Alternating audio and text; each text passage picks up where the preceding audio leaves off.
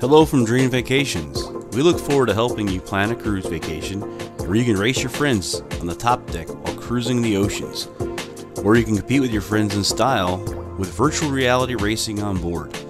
If cruising is not for you, we can send you to Germany, where you can challenge the ring, or whisk you off to Abu Dhabi to take on the world's fastest roller coaster in Ferrari World.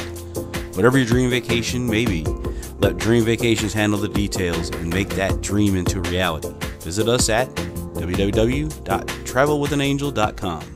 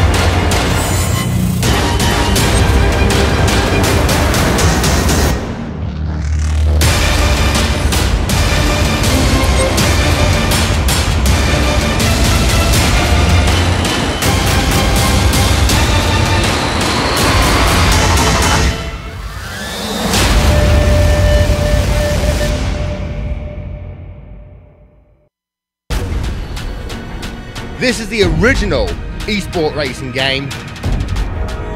This is iRacing.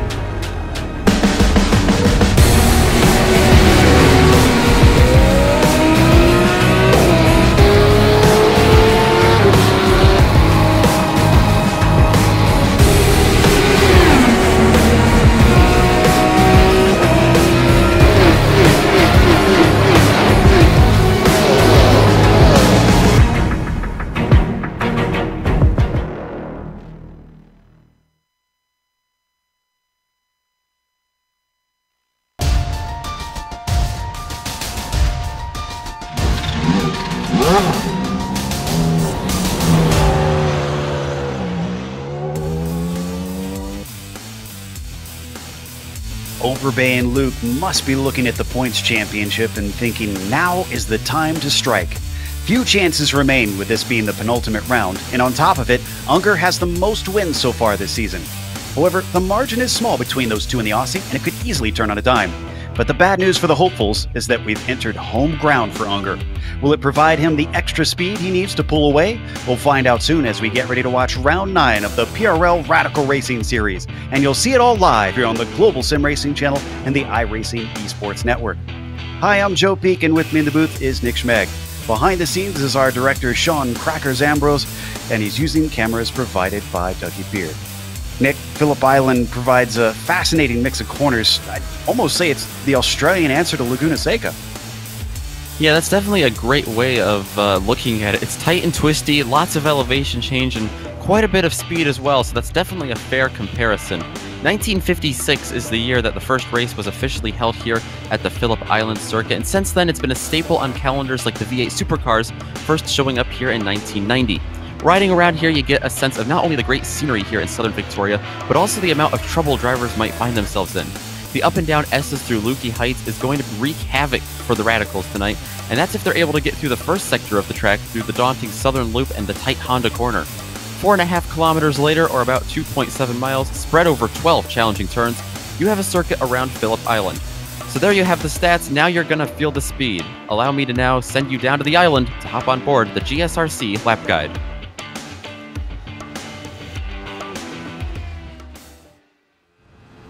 Alright, we've got Phil Lake and the GSRC Radical, so let's do a lap around Phillip Island.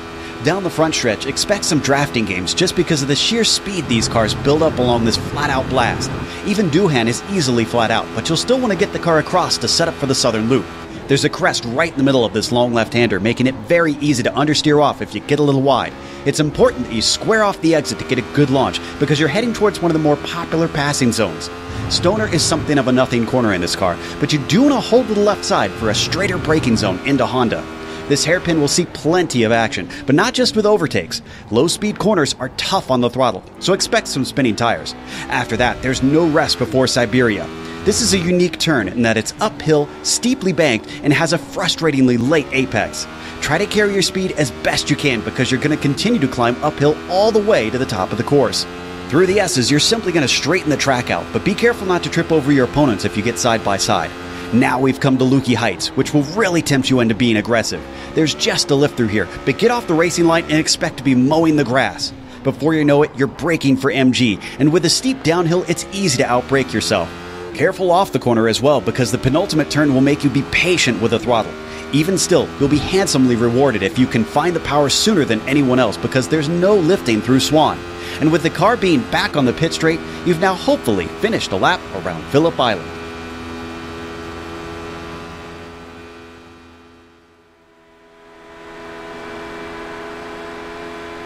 Those ups and downs through the hills should really give you a sense of the elevation change around here, because it might not necessarily look like it on the surface, with it being a lot of open area, not many trees on this course. But if this looks beautiful to you, well, you could maybe potentially visit it. That's because the PRL Radical Racing Series is brought to you by Dream Vacations. Dream Vacations provides completely customizable vacation packages from your door to your destination and back. Go to travelwithanangel.com and let us worry about the details. Big thanks to Dream Vacations for sponsoring this season of the Radical Racing Series. But the championship is closing down. It is this round and one more to go. So let's take a look at the driver points. I said that it was tight.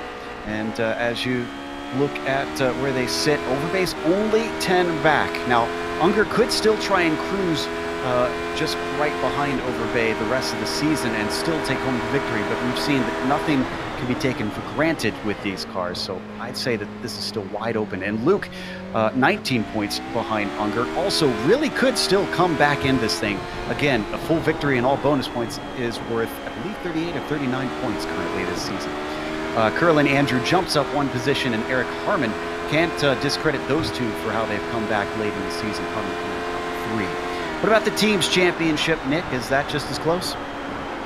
Well, it's not quite close up at the top. Left Side Drive Racing is really starting to pull away. They have a Jefferson Padovani-sized gap in between them. 69 points between them and Blown Tranny Racing. Alpine Stars Geodesic Racing, they moved up one spot.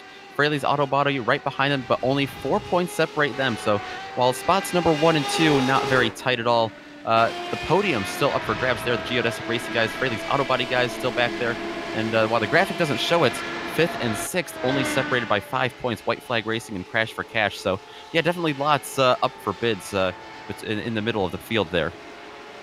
So what exactly will they be doing out here today to try and determine those points? Let's take a look at the race details.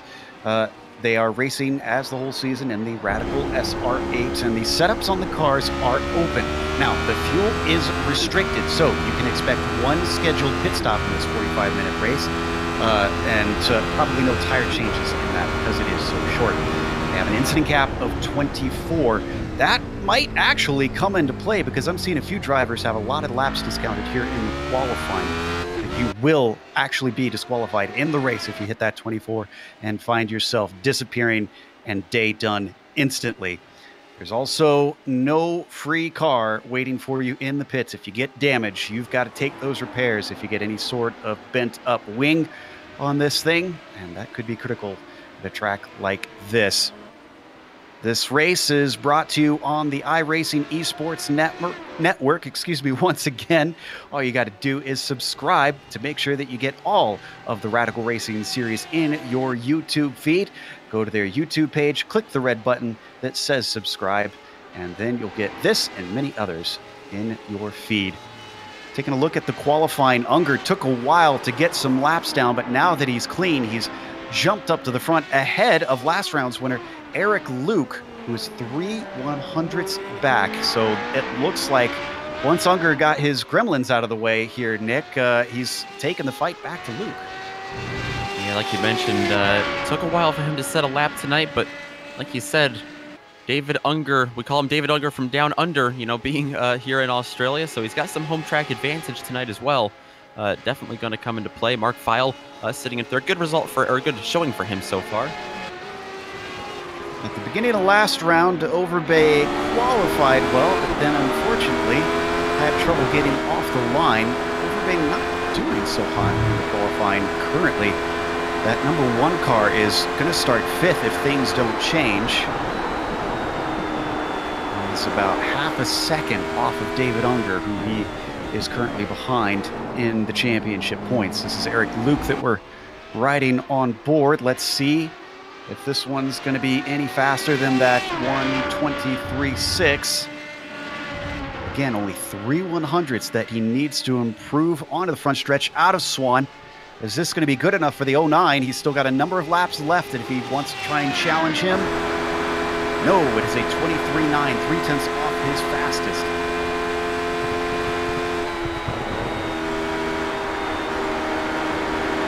Stevie Ray all the way up in 7th position. Has not had a good couple of weeks, but comes onto the front stretch here.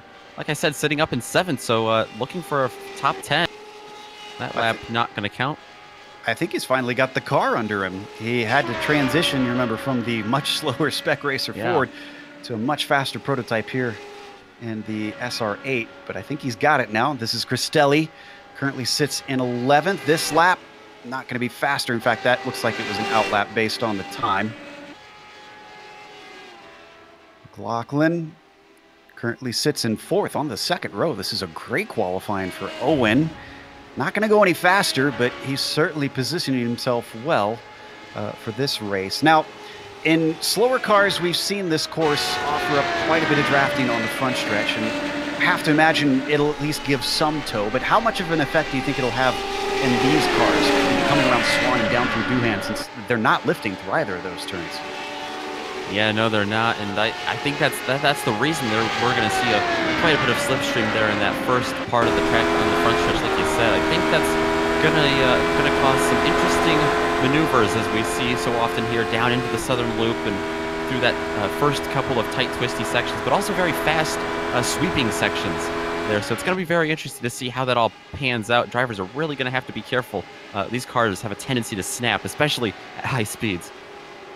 That's a good point. And with some of these off-camber and strange corners that they have on this circuit, certainly catch a few out. Phil Guillaumin at least is going to get this lap in, and it's going to be his fastest at a 25.4. Unfortunately for him, that big jump only takes him up to 16th place, which is 1 position up. So McLaughlin on flyer this time. Coming around across the line. Let's see what this one's going to be worth. 24.8, still more than half a second off of his fastest lap. Now I'm noticing, looking down pit lane here, Nick, that one driver is still kind of hanging out in there and has not set a time, and we've seen it from that driver before. Yeah, we haven't seen anything from Jefferson Padovani yet. He's starting to crawl in the pits. A little bit of an interesting strategy. He might be waiting to the last second here. It looks like he's going to go now. In the past, he has tried to just come from the back and have some fun passing cars. So maybe that's what he's doing today. Yeah, not fighting for a championship either, so. Yeah, exactly. But even still, we've talked before, and he's admitted as much. Oh, Overbay goes up to 3rd with that last lap. That puts Mark Feil down 1, as well as Owen McLaughlin.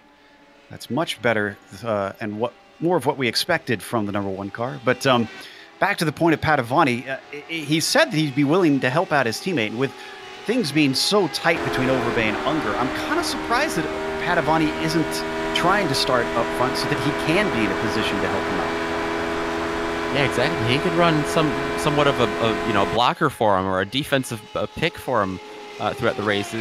I guess it would help in theory for him to be in the back, but not nearly as much as it would to have him up front. So yeah, interesting point there, but it looks like he's setting himself up for a hot lap here, so it'll be interesting to see if he can get up there or if he is going to have to work his way from the back of the field. It was Wildridge crossing the line. His fastest lap so far does not get him any higher than 11th, unfortunately. A 24.9 for him. Scotty Zerk, currently the last car to have put a time in. At a 1:39.5 being his fastest. He is way off the pace, actually. That's a little bit more representative. A 1:28.7. He's still got about 2 seconds to make up to McManus in 19th, but at least he's looking a little closer to the rest of the field. Oh, and Overbay just took second. Michael Overbay faster than Eric Luke, but still not faster than Unger. In fact, the top three are all still within 0.03 of a second. Indeed. And an update on Jefferson Padovani. He actually made his outlap completely, and just as he got to the finish line, pulled it off the track. So not quite sure what's up with the 69 car tonight, but now he's rolling again. But it's a very interesting strategy he has here in qualifying. Unger got by the line just in time, but it wasn't his fastest. And he's definitely not going to do another one as he goes off course. So does Eric Luke have enough underneath him to try and get those 0.03 of a second? He's been trying for a number of laps. He's coming around for the last opportunity. That's Stevie Ray we see abandoning his. He's gotten all the way up to 8th. Luke coming around through the MG hairpin just as Scotty Zert goes off track in front of him. He won't be blocking him at all. Up to Swan Corner. What's the 09 have? Nothing, because he comes into the pits. He is going to be starting behind both of his championship rivals.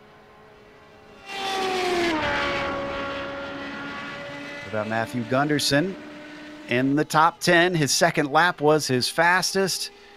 It's a 24.9. This one is going to be a 25 flat, just shy of his best one. I believe Spicer should be our last car to cross, to be able to cross at least. He sits in 14th on the front stretch, gaining speed. This one, though, only going to be a 25.8 compared to his 25.3.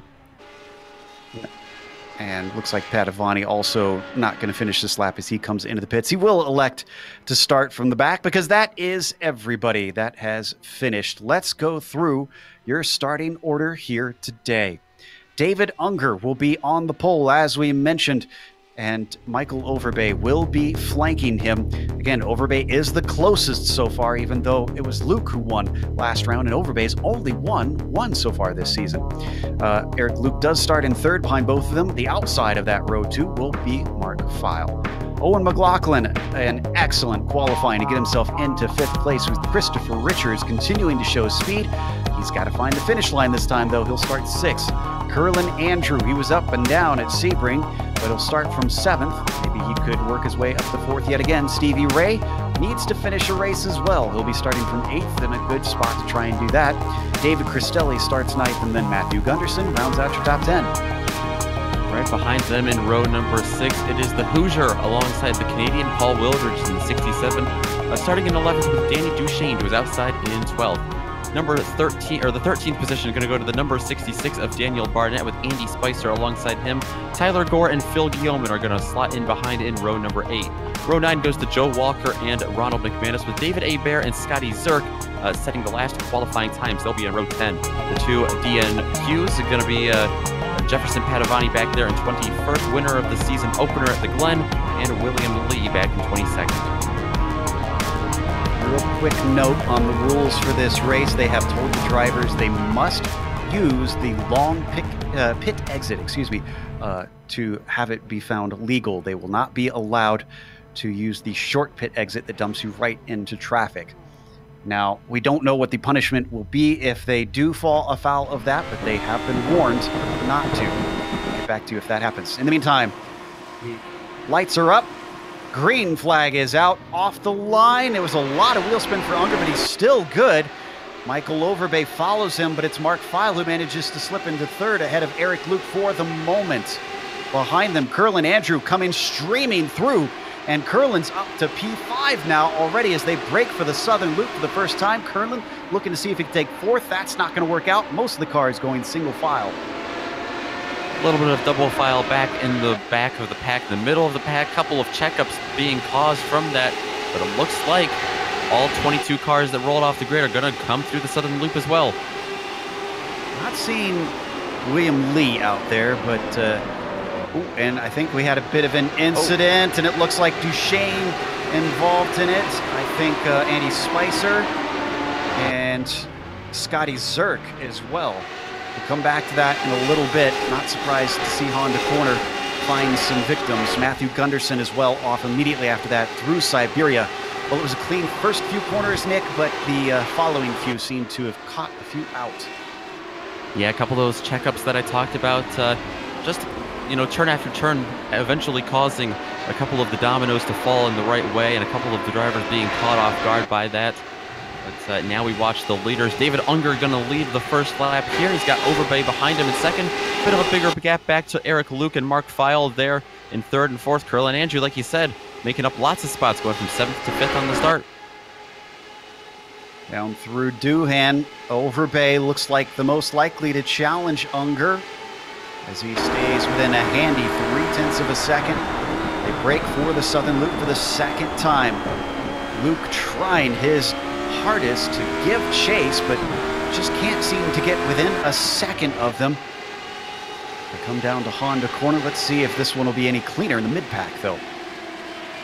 Trying to pick up as much slipstream as he can through the turns. As we take a glance back at 8th place position, this battle back here, Stevie Ray continues to fight with drivers back here. Padovani, how about Padovani already up in the top 10? Is he really up to 8th? That is incredible. Oh, and he's going to throw it away right now as he spins off track, bounds over the berm, and his car is still right side up, but he's going to be very damaged. Oh, that's going to do more damage. Comes down off the berm. It was an incredible start, but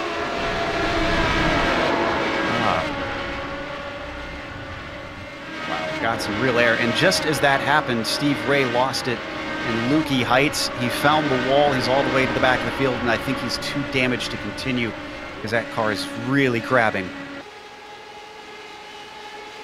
Return to the lead and live time. I think we have our answer about the slipstream because Overbay, every time they get up to the front stretch, it looks like he gets closer and closer to Unger. Oh, and Luke is off. Luke is off in the Southern Loop. He's losing one position to Feil, his teammate, another one to Curlin Andrew. Christopher Richards gets by, and finally he returns to the track down in 6th. Yeah, I've been watching the first couple of laps for Eric Luke. He's been going wider and wider, especially there through the Southern Loop. That's a turn that just never seems to end. And that caught him off there. Well, what was about a second behind the overall leader has now become 6 seconds. So Eric Luke has got a lot of work to do to get back into the game. 41 minutes left on the clock, and this is proven to be an incredibly difficult track. Looks like Barnett. Yeah. This was in Siberia. Right in front of Joe Walker, but I don't think Walker had any help in this. I think he was just behind him. Yeah, he didn't touch him. Here we've got the replay coming up to Honda. Ooh, he gets awful close, locks him up, trying to stay out of, who is that? Is that a bear?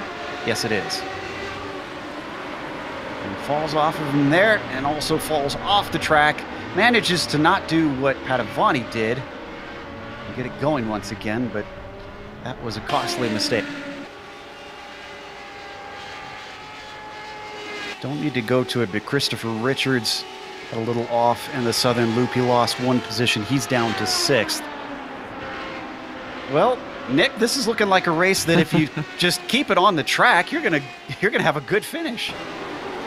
Yeah, and we see a little bit of a stack up here. Danny Duchesne gonna go around. The attrition adds up even more. That was Tyler Gore and Paul Wildridge behind him for 8th place.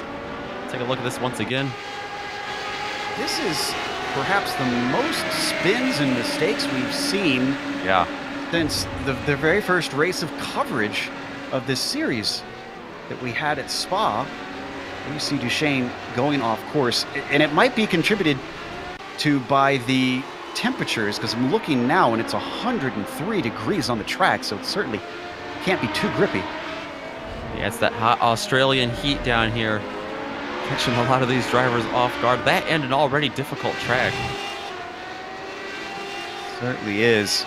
Unger leads over Bay, but Michael's giving chase. He's staying within about 0.3 of a second. This is what he needs to do for now to at least keep the pressure on David. The question is, can he catch him fully and then get by to take that lead away? Because he's got to start gaining points on him if he wants to have a chance in the final round next week.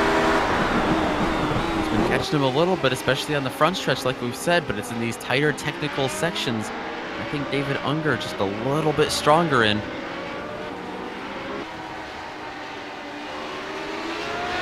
Another issue for Wildridge. I believe this was in the southern loop. Yeah, don't need a replay of this. It's yet another car that just goes wide. Meanwhile, Curlin Andrew has Eric Luke right behind him, but for how much longer? You can see Luke taking a look up into Loogie Heights. He's going to have to fall back a little bit in the wake of that banana split car and set him up for later. Curlin Andrew on a tear to start this race, even after running into a little bit of a difficulty. He has been able to keep it on the track and has gone from 7th up to 3rd. That's going to become 4th, I think, because Luke going to slip in underneath him. Certainly will, and we need a replay of Phil Guillaumin from about 30 or 40 seconds ago. He had a monster crash, but he had help. This was the teammate of Andrew, Danny Duchesne. Let's see, we might have to back up a little bit farther, it looks like. It was coming up out of Siberia that this happened. Ooh, yeah. He almost hooked that berm like we saw Jefferson Padovani, but it was right, of course, of all places where that steward's scoring stand is. You're going to see it out of here. It looks like he doesn't get on the power as soon as Andrew expects. Maybe he has a little slide or something? No, doesn't really. Looked a little rude.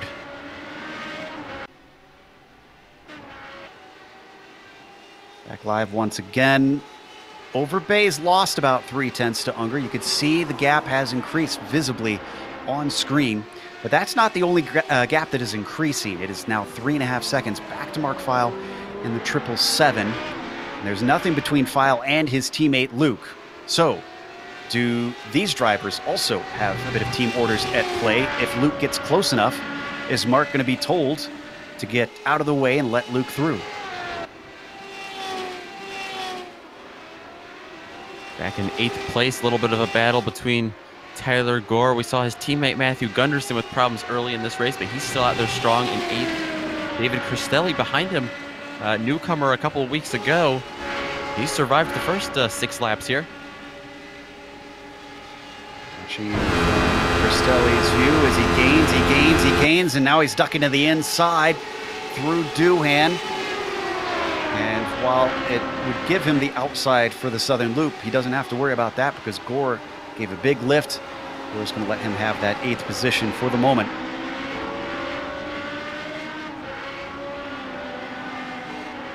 So that settles that battle momentarily. With all the action we've seen, we've actually only had, it looks like, 5 retirements. Gunderson, Padovani, Ray, Zerk, and Guillaumin, as it looks like Gore outbreaks himself coming into Honda corner, and that's definitely going to cost him time to Cristelli. Yeah, the one thing about Phillip Island is you see a lot of offs. You don't see as many, hard crashes as we take a look back at the lead, but we've seen a lot of guys go off in the southern loop and elsewhere on the track, just getting into the sand and the gravel, but not so much damage, just a lot of time lost for a lot of drivers tonight. And when you lose a lot of time, especially this early in the race, that makes me question how much lap traffic will there be, especially towards the end. Ooh, Daniel Barnett has had a problem, I think.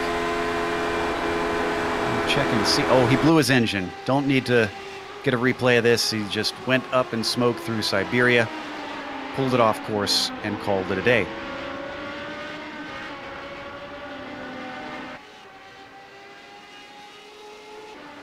Meanwhile, back with Christopher Richards, who had a really fun scrap at Sebring, is currently holding off Owen McLaughlin. The number 5 car runs in 7th. The number 49 of Richards runs in P6. McLaughlin a little bit on the curbs there. Not going to help him in terms of setting up some draft here on the back of Richards. Still going to get a little tow, though, down the front stretch. Watching McLaughlin now come up the back stretch through the S's, through Hayshed, blends into Lukey Heights. Let's see, drops off just a little bit, trying to move their way through this long left-hander. Gains his ground, coming through the braking of MG, looking very strong through that hairpin onto the front stretch, but this is where he needs to be strong, and look at him just fall away. Yeah.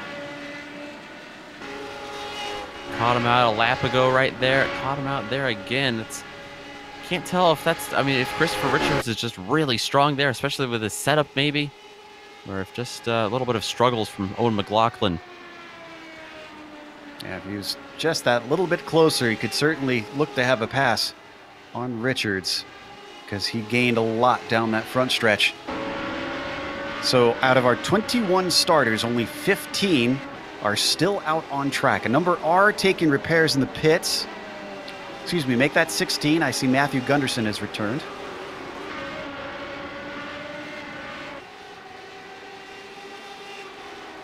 Still, the herd has been thinned significantly. Looking at Wildridge, a nice little fight with Danny Duchesne. Wildridge has a spotter watching the race. He might want to tell him that Duchesne is a little bit pushy today. The way we saw before, and this is where he had the incident before, as Wildridge went way wide, but this time looks like Duchesne's going to find a little bit of track. He's going to go around the outside of Hayshed, almost runs out of track in there, but it gives him the inside into Lukey Heights. Not the bravery at first, a little wide, and off track goes Paul Wildridge. He's into the alfalfa, tries to bring it back. He doesn't spin the car. Oh, and ahead of him, Duchesne gets into Tyler Gore, who is stopped on track. Paul Wildridge almost saved by his own mistake, but then he loses out once more. It is chaos in the mid-pack. Tyler Gore is spinning totally separate from these guys. On the downcline from Lukey Heights, like you said, and Danny Duchesne had no clue there was going to be a car sitting sideways there. Those spots change positions about 5 times in a quarter of a lap. And you see the initial look, and there goes Wildridge off course, and yeah, poor Duchesne thought he was home free until suddenly the car up in front of him decided to spin in MG, and with 30 minutes left to go, that's some severe damage on the front of Duchesne. And now look at the stack up that it's caused. Danny Duchesne now leading a pack of 5 cars back here. That's Wildridge behind him. Tyler Gore, McManus, and Walker have also joined the picture. And Wildridge has gained on him fast. I think the top speed of Duchesne is really down because of that botched nose. Let's see as they gain speed up to the top part of the course, if this is going to give an opportunity to Paul. The Hoosier driver not interested quite yet.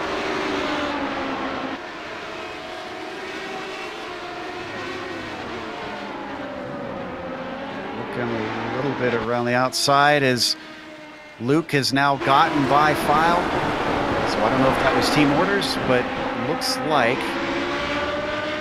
I think that was indeed team orders. Yeah, I think so. It was on the, I believe this was back on the front stretch, yeah. And while he did have the draft, I don't think File was going to put up much of a fight here. Yeah. That's a big lift right there. You don't suddenly slow that much for that corner.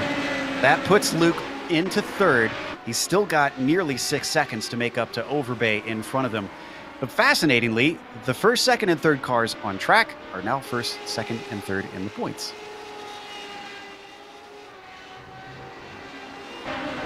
Taking a look back here at 9th place. 5-car battle still. Wildridge holding off Duchesne. But Tyler Gore seems to be closing in a little bit. And behind him, McManus and Walker are at it. Walker getting around McManus. No, it looks McManus is ahead. Oh, Duchesne, yeah.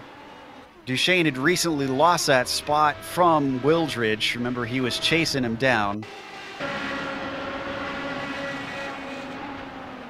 Didn't get into the wall.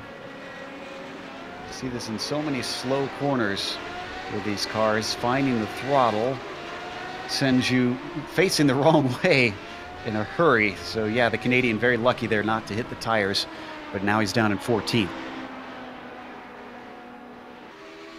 That spread apart that battle, and that battle swapped positions back in 11th and 12th once more because McManus just got overtaken by Walker, and now we've got a bear on screen in the grass. What's happening here?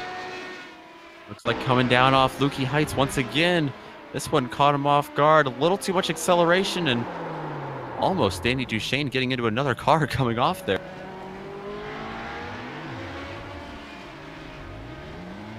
Well, if you want a gift idea for our director, a new replay button would be good because it's getting a workout today. A bear down to 14th since Duchesne manages to overtake him. Christopher Richards, in the meantime, is in front of Owen McLaughlin, the teammate to Wildridge, and Matthew Gunderson, but Gunderson is a lap down. So Gunderson just kind of hanging out on this one. He doesn't need to get involved in this race. Oh, big mistake from Richards, who goes way wide with a puff of smoke down at MG. He keeps it from going off course, but that was a little scary. And that really helped McLaughlin close in on him for a moment there because he was sliding all over the track through Lukey Heights. Seemed all out of sorts, and Matthew Gunderson closed in on him, but now they're all pretty evenly spaced apart as they head down into turn number 1. Oh, they're getting closer to Richards. That draft is helping McLaughlin.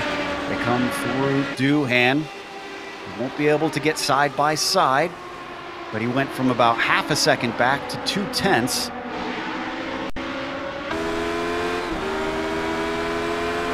On board with the California driver. Number 5 gives watch. Not going to be a chance down into Honda. Ooh, but look at him close. Oh, and I think he outbraked himself way off the apex. That light blue car eventually gets going where it needs to go, but it was in a hurry to head off into the runoff.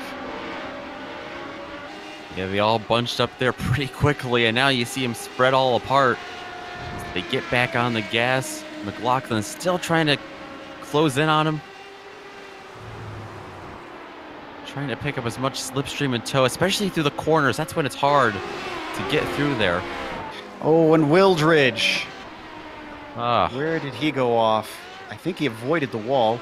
Well, this is looking very familiar. It is indeed. You're going to see coming out of Honda.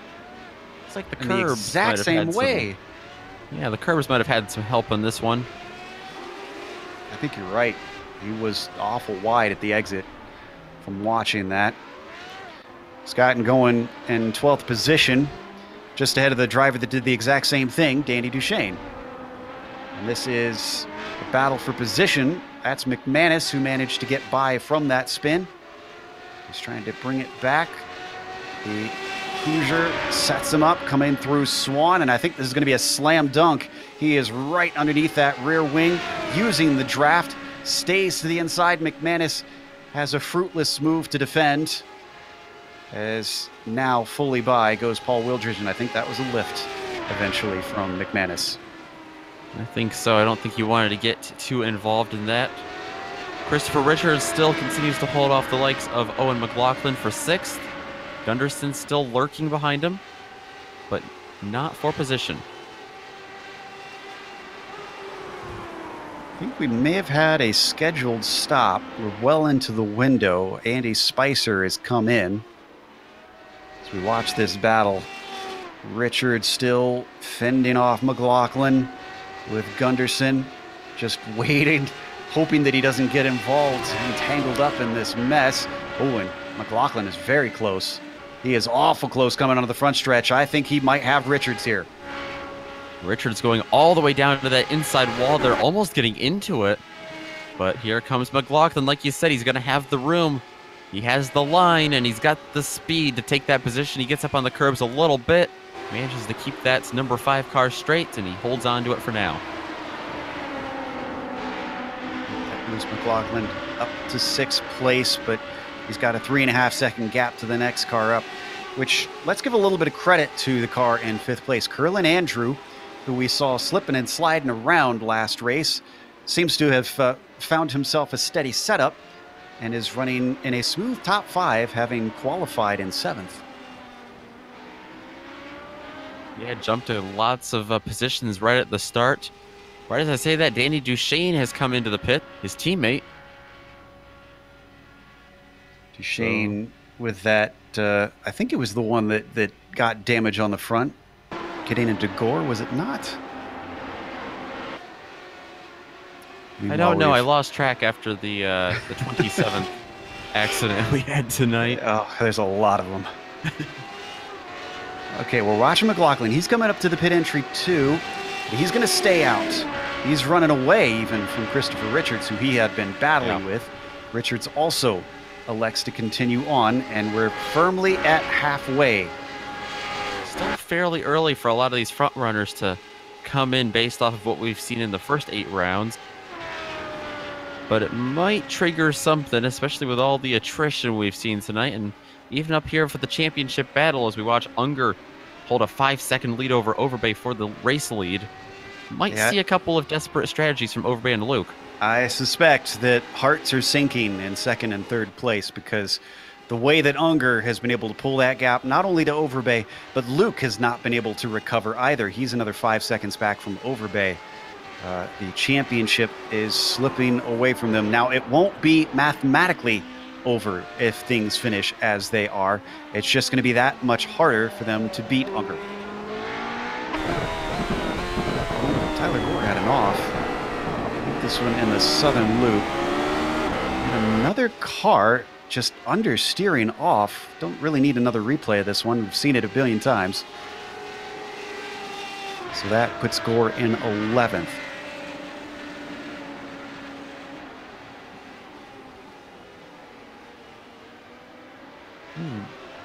You know, we saw Duchesne go in, and we thought it was a scheduled stop, and it may have been, but he was in there for a minute and a half. I think he got that damage repaired. Yeah, he was way down. Might have been struggling with some downforce, I suspect. Might be a little unsettling. Might have decided it. A 90-second repair job might have been beneficial, lasting out the last 22 minutes of the race. Oh no, Luke with another issue, and it's the same corner. It is. It's the southern loop, just getting off, just like he did before, just missing the mark. That has been calamity corner so far this race. It's a good thing that we don't have gravel that actually catches the car and keeps you in it so far in iRacing, because it would be a parking lot out there currently if they did in iRacing. Looks like Tyler Gore is going to come in. Wildridge also pits. Still waiting for a lot of the top drivers to come in with 21 minutes left to go.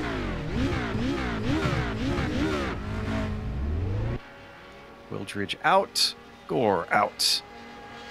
Make sure they use the correct pit exit though. Yes, they do. It's a long pit exit, like you mentioned. They got to go all the way down instead of that shortcut. This is a battle for position. This is for currently 12th place. Gore holding down that spot, but the 67 behind him certainly threatening. A little bit of wing damage affecting them as well, maybe. Oh, he's going to take a look. There. Down to the inside, into Honda hairpin. Gore does not defend. Wildridge sneaks through easily up into P12. And this is hurting Mark Feil right behind him as well, who runs 3rd. As Gore goes off just a little bit behind him. Eric Luke tries to slip through. Yeah, this is lap traffic. These are blue flags that these drivers are now having to deal with the early stops they've made. I think McManus is going to join them. He's come into the pits. Well, I'm surprised that this lap traffic hasn't triggered more of these front runners to come in and pit. Oh. David Unger is... There you go. There's the answer. Did he speed, though? Oh, he was... He locked him up coming in. I'm going to double check here. I think he's clean. Let's watch the replay. This would be great from on board. Looks like a 45-mile-an-hour speed limit. I think he's clean despite taking out the cone. Yep, he made it in time. I double-checked it. But certainly made life a little bit scarier than it needed to be. Highest pitter behind him is Paul Wildridge, and I don't expect Wildridge to be anywhere close to him. Unger's got a long stop, though. What's going on? Ooh. Oh. A little bit of damage. Looks like it's been put back into place. A 24-second stop. This is not the first time that we've seen Unger have a long stop. So as we jump back up to the battle for fourth place, what is now fourth place, Andrew and McLaughlin, who have both yet to pit. Andrew continuing to hold him off. But we've seen McLaughlin really close in on a couple of guys tonight, including Andrew. He might want to jump up one more spot before he makes a stop. Certainly would. Maybe this is something where McLaughlin needs to try and short pit to see if he can jump Andrew. Because remember, McLaughlin is the one coming forward. Andrew is the one that gained spots, as you said, and now is just kind of holding steady. And there you go. McLaughlin's listening to me. Overbay is in as well. He was in a fight with our leader, David Unger, but they were 5 seconds apart. Granted, a regular stop is looking at like 17 seconds, and David Unger had 24. That is within that 5-second window that Overbay needs. That promotes Luke to the lead. You see Unger there. Overbay still stationary. Now he's going 15 seconds. It is a lightning stop for the number one car. Our current champion comes out into the pit lane.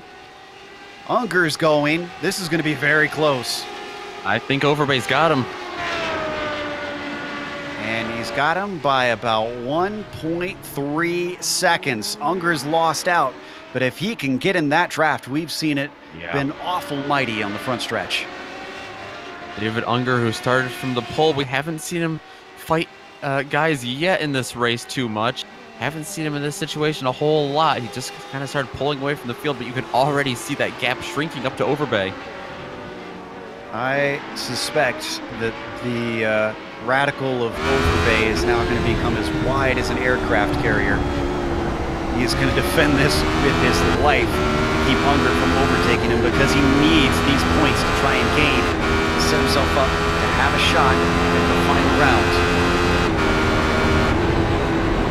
Peek left and right.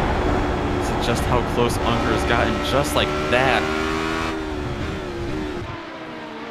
Defensive there for Overbay. Down into MG. He holds him back for now, but look at how close he is. I think that this is going to be easy pickings down the front stretch. Let's watch and see. Overbay's going to have to set himself up so that even if Unger is able to get past him, he can take him right back in the southern loop. Lots of different racing lines available through there. He's defending the left side, so that even though that's the outside of Doohan, it's going to be the inside of the southern loop, and he's going to swing back into second as David Unger returns to the lead. Well, what will be the lead. He's now scored in second place, waiting on Luke to take his stop. Eric Luke staying out pretty long, down up to about the 15-minute to go mark. I've got to imagine he's got to come in a couple laps. I wonder if Unger can try and hold on, or excuse me, if Overbay can hold on to Unger. And just as I say that, Overbay's now losing time through these slower sections, 1.1 behind.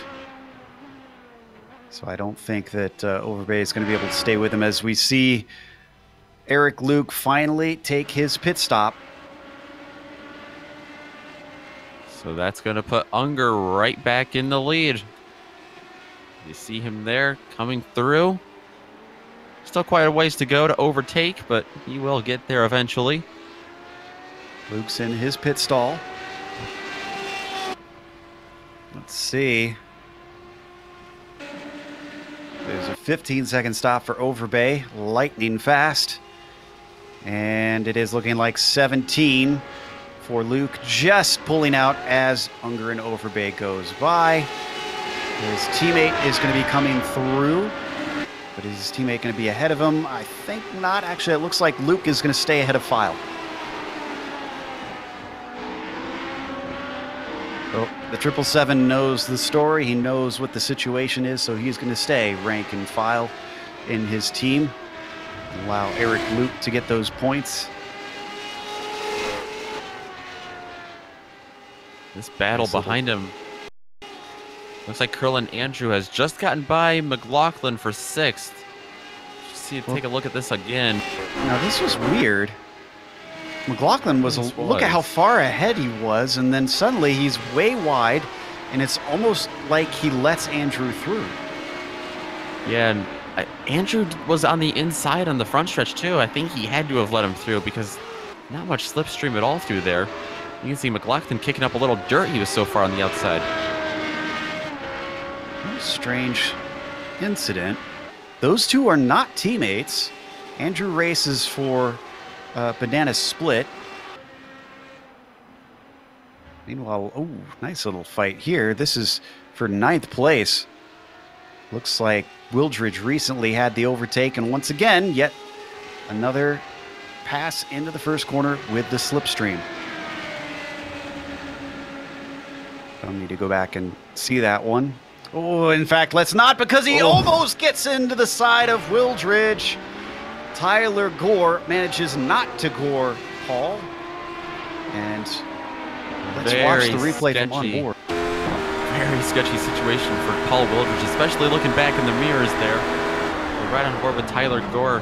He showed up in a hurry. And look, he was giving him space. Yeah. Just barely enough space. A great heads up by Wildridge to see that coming and just go a little wide. Keep the car whole. And he was able to hang on to that spot as well. Oh, issues for McLaughlin, his teammate, though. Let's take a look at what happened here with the number 5. He comes into the pits. I don't see him hit anything. He's got some damage at that point, so this had to have been earlier. Oh, you know, we have our explanation for why he let him by. Because shortly before that, he spun the tires coming out of MG. He hit the wall. This might be a little far back to catch, but we'll see if we've got it. He hit the side. I think his car is just simply damaged, and he's had to come in to get repairs. That's exactly it.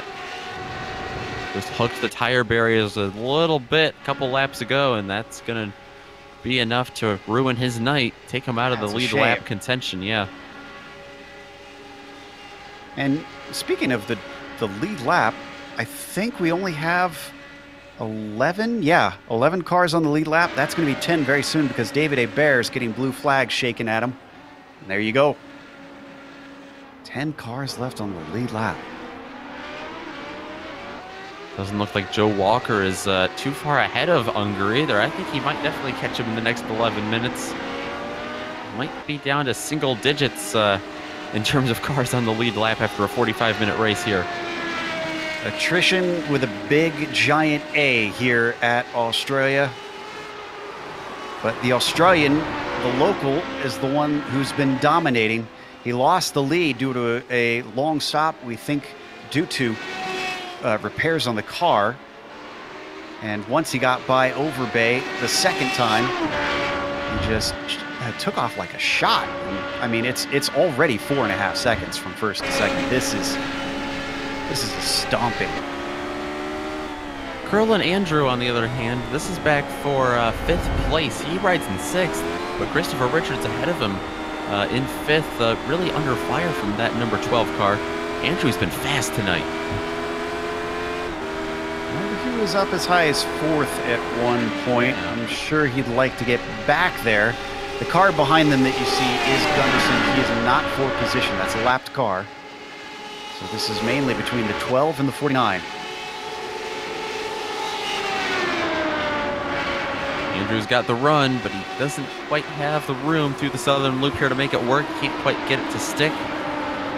Gets alongside of him, has to back out. Making Richards think twice. And these two fought last round at Sebring as well. This is nothing new between them. They know each other. They know their tricks, they know their strengths, they know their weaknesses, and one of those is Honda corner for Christopher Richards, who slides all the way off into the grass and loses out to Andrew, returns to the top 5. Andrew's got a long way to go now and before he reaches Mark File. Ahead of him, 6.7 seconds, as you see there on screen, so might not be able to catch him, but Andrew's going to slot himself at least the top 5 if he can hang on to it. Going down to 7th place, Wildridge coming back. He's currently in 8th place. That's Cristelli in the number 9 up ahead of him. Down in the Honda corner. Not in position to attack, but certainly continuing to gain time. It went down another 10th through that hairpin. David Cristelli continues to impress us. He's only been on the scene here in the PRL Radical Racing Series for a couple of weeks, but it's been top 10 pace out of him every time we've seen him. And I'm trying to remember, did we see Cristelli last week? Because I feel like he wasn't around at Sebring. At least he didn't really make himself that known. But regardless, seems to be faring well down under. Right on board with him. The New Englanders' rear wing looking underneath it. Back at the car, Paul Wildridge. Wildridge lost a couple tenths on the latter half of that lap. Come onto the front stretch, and though the slipstream is causing him to gain those 2 tenths back, that's not much consolation for the number 67 as he continues to try and chase. Oh wow, did File have a problem? He was much farther ahead of Andrew before this, was he not? I can't imagine. I know Curlin Andrew's fast, but that'd be really fast. Yeah, he did have a problem. This is in the chicane far back. Don't think we're going to be able to get a replay of this, but he actually did loop it around a little bit. We definitely don't want to replay because right now, Curlin's got the inside coming down towards Doohan. We've seen this work out before. It's going to work out for another time as File has to slot in behind. Call him Curlin the comeback kid because the number 12 back up to 4th.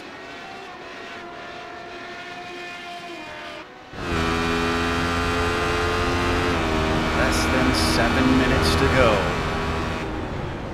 He's gotten by File, but can he shake him now that he's made the overtake? Definitely going to be a fight back here from Mark File. We know File in team orders with Eric Luke, but this shouldn't affect them at all. No reason for File not to attack here for 4th.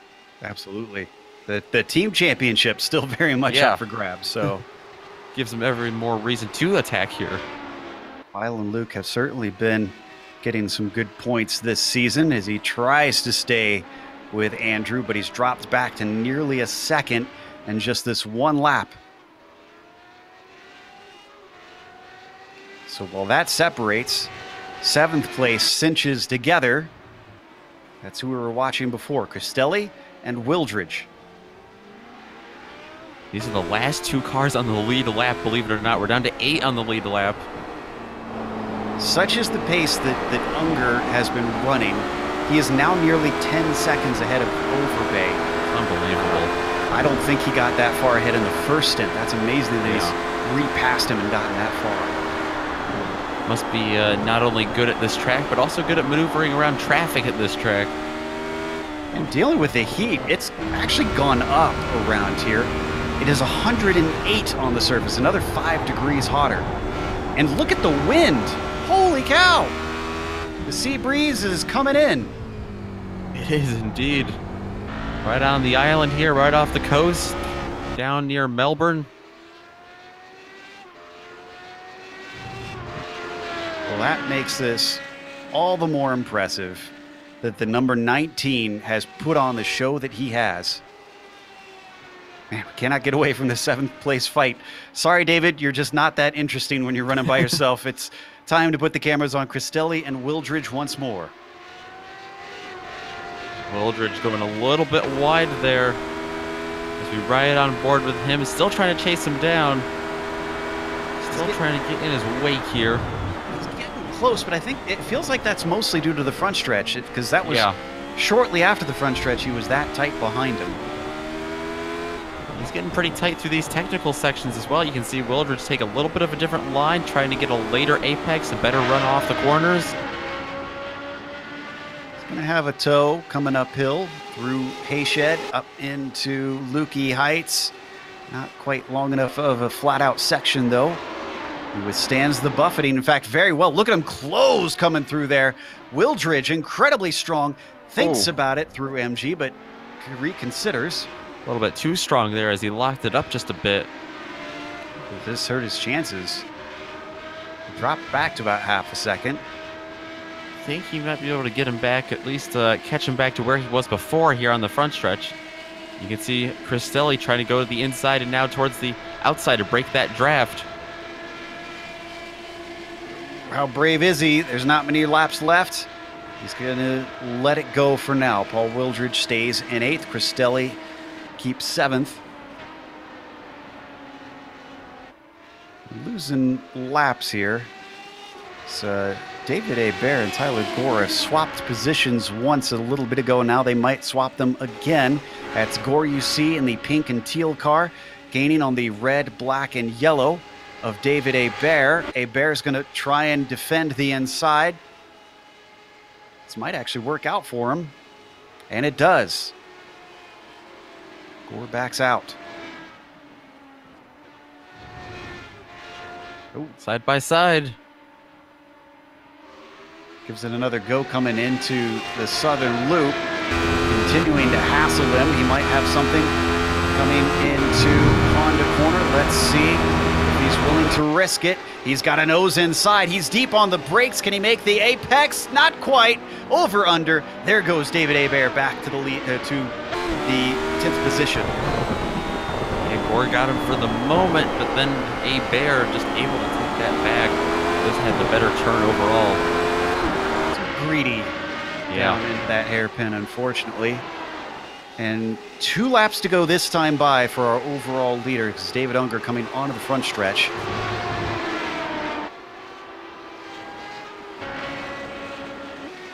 Wildridge back in 8th, still trying to chase down Cristelli in 7th.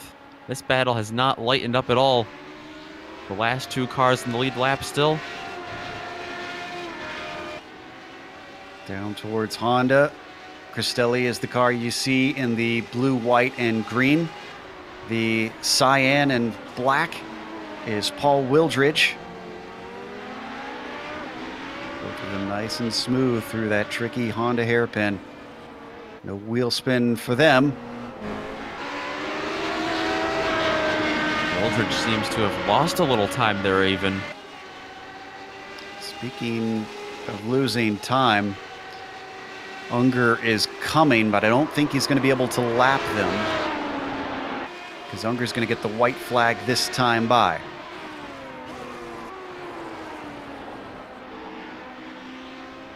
David Unger comes down through MG, and then through the penultimate turn.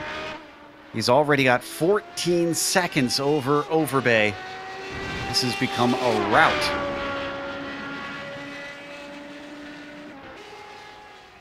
Not missing anything in the battle we were watching before. They haven't had any overtakes down there. David Unger on his final lap of the penultimate round. He comes through the southern loop. Oh, and a mistake from Cristelli. A mistake out of the southern loop is going to hand it on a silver platter over to Paul Wildridge. I think he's going to come back at him if he gets a whiff of it, though. He is still within about 0.2 of a second. Yeah, Cristelli's not going to like that ending. He's going to try to take him back. Might not get an opportunity, though, until the front stretch. Sorry, we had a big accident with Mark File trying to lap David Hebert. They came together. Both of them went into the tires out of Swan. I think File had to take a tow. He's not going to get to finish this race. Oh, that is tough. Look at that hit. Ran in 5th at the time as we take a look back at Unger, our leader. Just a few turns left. Yeah, that's Lukey Heights. Oh, and that's Cristelli, who has spun. And I saw some tire tracks. I believe Paul Wildridge might have either hit the barrier or went way off into the gravel. But he's well ahead of Cristelli, and he's ahead of this man. David Unger comes around Swan Corner, and it's going to be the 4th victory of the season out of 9 rounds so far for David Unger on home court this time for the 19. Eric Luke began to close in on Overbay, but I don't think he's going to have it late in the going. Overbay managing that gap. Too little too late, it looks like. So Overbay takes second. Luke, the final step on the podium. And despite everything, Curlin Andrew, once again, his second 4th place in a row. Well deserved, I'd say, for the number 12 as he crosses the line. Richards, who is not battling the car that you see with him. That is McManus, who is a lap down. Very few cars left on the lead lap, to be frank. So the 49 easily going to get 6, and no battles behind him. Wildridge manages to finish on the lead lap. The last car on the lead lap in 6th place, as we saw Cristelli having to get the car turned back around, finishing behind our leader. So with that, we're going to take a quick break here on the Global SimRacing Channel. We'll come back after a short break to bring you the unofficial results as well as driver interviews. And on screen, you can see all the upcoming races here on the GSRC.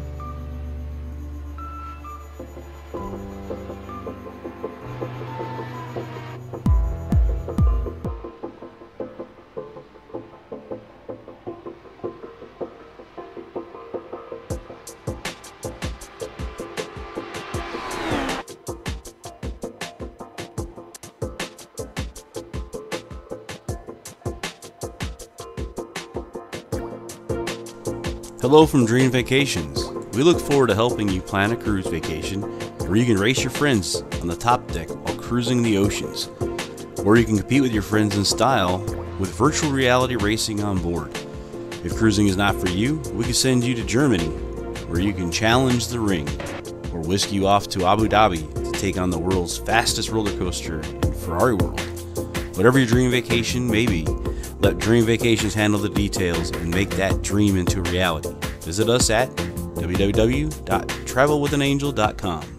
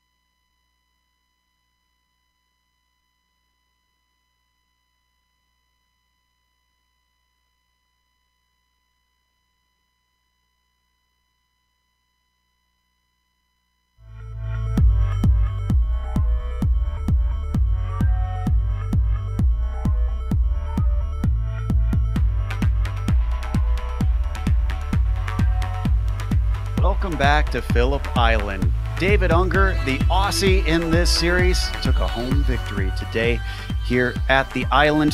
He did it from pole, but he didn't lead every lap. He got overtaken with a slow stop, had to fight his way forward, and then really showed everybody what speed is. Overbay got home second. It was awful tight between himself and Luke. They finish in the order that they are in the points championship. Luke taking third. Curlin Andrew will be fourth once again, and Christopher Richards gets a nice top five. Paul Wildridge with a sixth place, having come from 11th. And the last car on the lead lap, incredibly, they were so tough to drive around here that many drivers fell laps down or just simply DNF'd. David Cristelli finishes in 7th, Joe Walker in 8th, and then Tyler Gore 9th. Top 10 is rounded out by Ronald McManus. Continuing with drivers a lap down, Andy Spicer and David A. Bear 1 lap down in 11th and 12th. 2 laps down behind them is going to be Mark Feil. a tough way for him to end such a strong top 5 run he had going for him. Owen McLaughlin, lots of speed out of the 5 car as well. He finishes 6 laps down in 14th, right in front of Matthew Gunnarsson, 7 laps down after a very early accident. Tried to fight back. He's going to manage the top 15s, though, still with that damage. Danny Duchesne, Scotty Zerk, going to be 15 and 23 laps down. Daniel Barnett, also 23 laps down. Phil Gilman going to be behind them in 19th. Stevie Ray back in 20th. Jefferson Padovani with the very early incident going to finish in 21st. And William Leah did not start. Is going to round out our 22-car grid. And we have the top of that 22-car grid ready to talk to us. David Unger, our winner here today. Hey, David, first question to you that I have after a quick congratulations is, what happened with your pit stop? You were much longer than everybody else we saw. I can't hear you guys.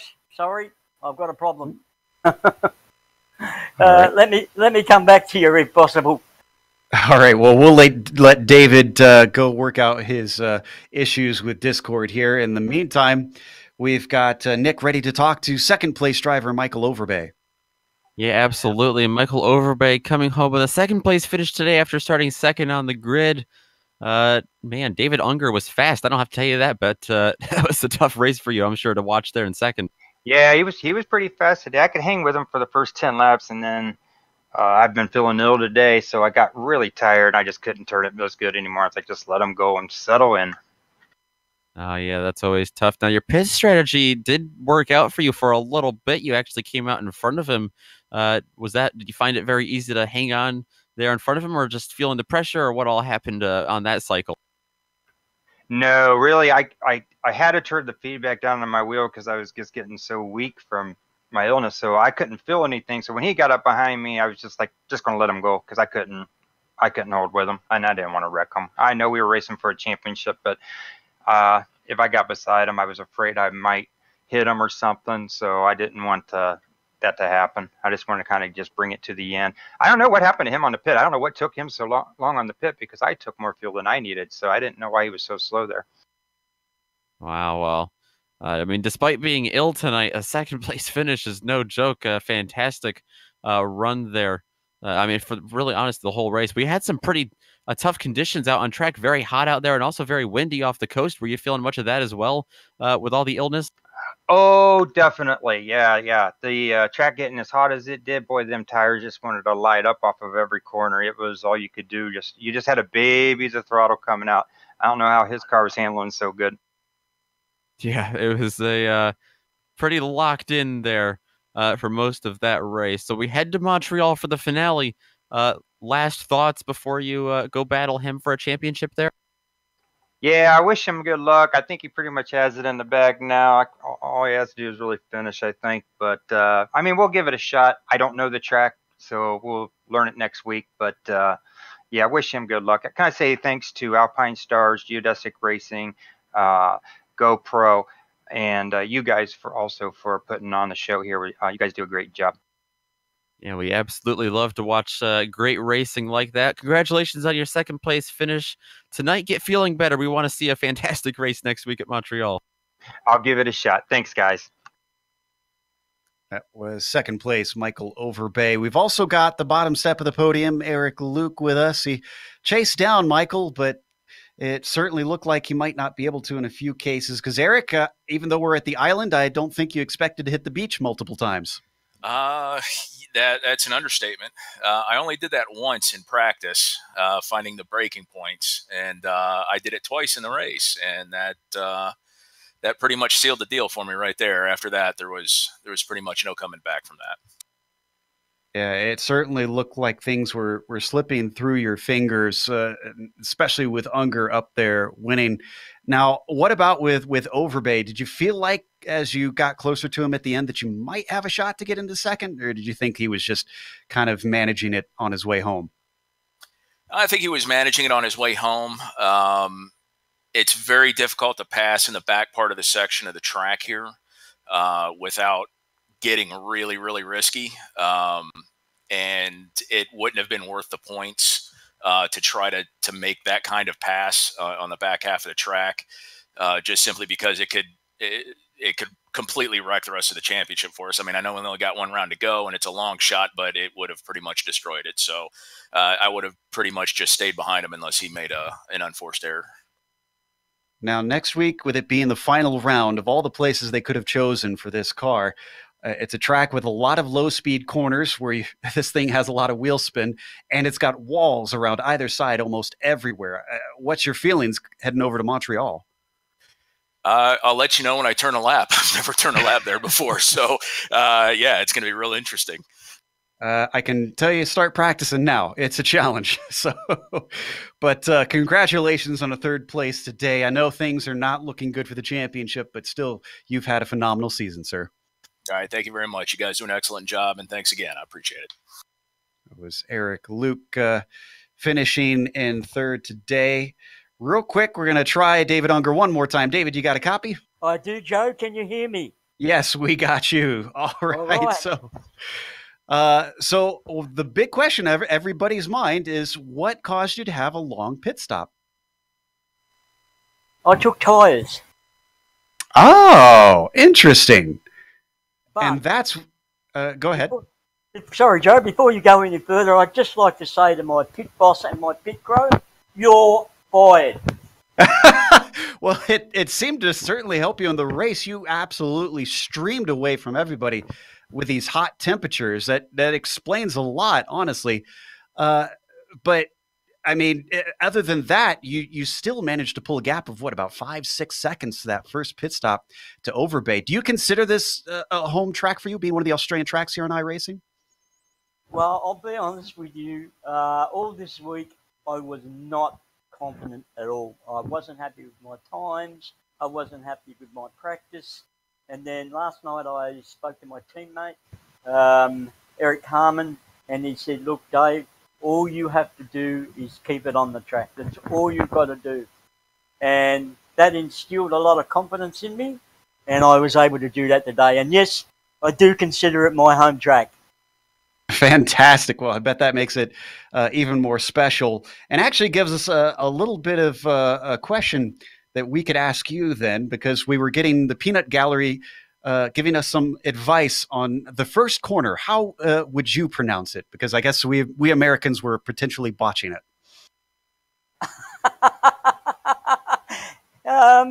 I don't even know what the name of it is.